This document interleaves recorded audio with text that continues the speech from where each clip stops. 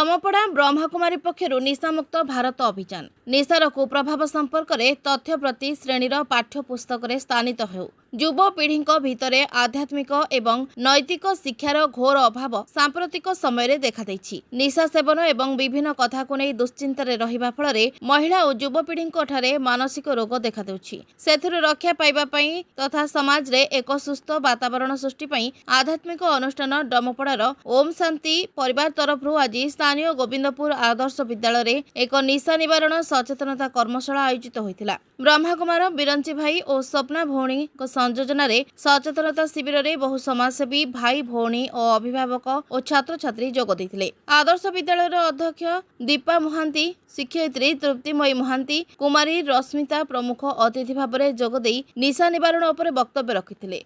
आदर्श विद्यालय षष्ठ रु युक्त 2 श्रेणीर समस्त पिला माने निशा ठारू दूरे रहिबा पई एक सामूहिक शपथ पाठ करथिले। Bureau report rainbow media.